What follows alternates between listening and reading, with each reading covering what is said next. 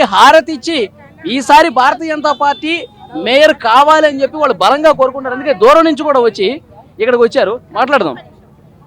చెప్పండి చెప్పండి చెప్పండి. గత ఇంతకుముందు కార్పొరేషన్ మున్సిపల్ ఎలక్షన్స్ అయినప్పుడు శివానందనకు ఎన్నో కుతంత్రాలు చేసి కాసి సీటు రాకుండా చేశారు.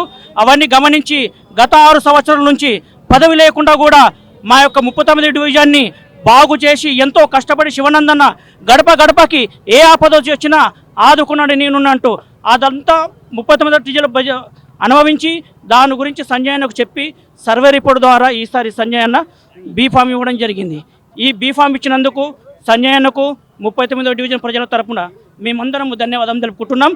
శివానందాన్ని గెలిపించుకొని తీసుకొని వెళ్తాం.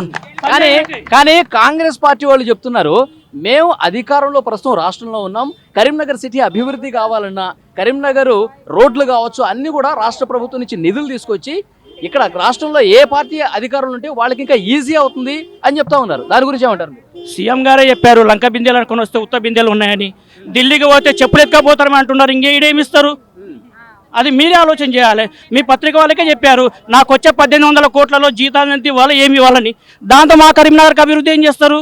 ఇప్పటివరకు కరీంనగర్కి వచ్చిన ఫండ్ మొత్తం సెంట్రల్ ఫండే, పంచాయతీలకు వచ్చే ఫండ్ కూడా సెంట్రల్ ఫండే. మాకంటే ఎక్కువ మీకు తెలిసి ఉండాలి. మీరు ప్రచారం చేయాలి ఎవరు రాజకీయాల్లోకి వస్తే బాగుంటుందని.